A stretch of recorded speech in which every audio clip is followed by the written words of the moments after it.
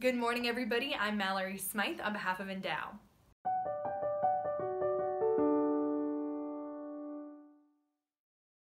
As we're continuing to go through Easter season and seeing the early church being set up, St. Peter is appearing on the scene a lot.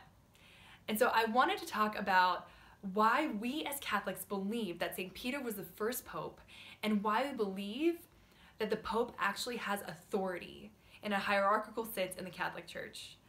Many Catholics don't understand this fully, and outside of the church, many are rubbed the wrong way by this teaching.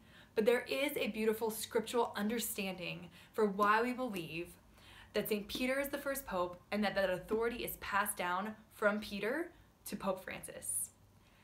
And so if we look at Matthew 16, that's whenever Jesus looks at his apostles and says, "Who do you say that I am?"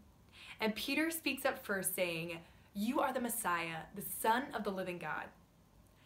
Jesus responds to Peter. He says, "Blessed are you, Simon Bar-Jonah, for you are Peter, and upon this rock I will build my church, and the gates of the netherworld will not prevail against it.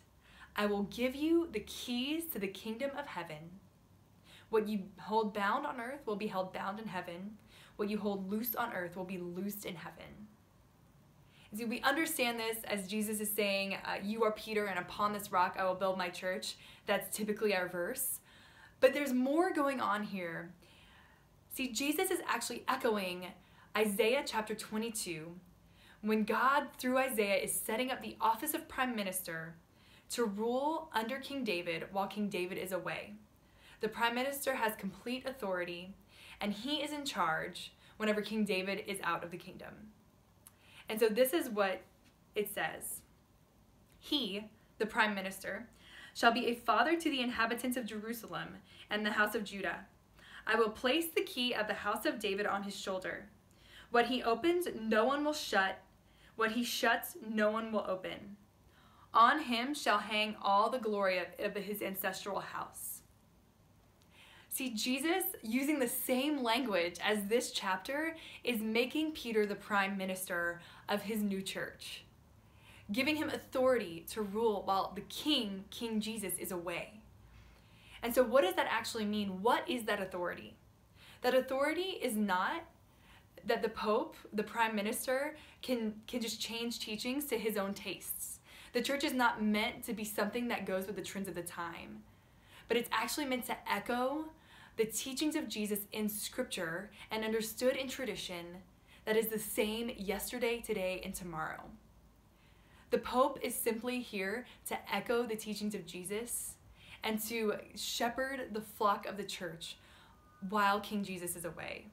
That does not mean that all popes have been good, but we have seen that throughout history, the teachings of the church have been steadfast. And so next time you look at Pope Francis, think of him as the prime minister set up even as far back as Isaiah chapter 22. For the mystery of our church is amazing, and the inheritance that we have been given is beautiful. If you want to learn more about this mystery, I invite you to look at our Endow studies at www.endowgroups.org.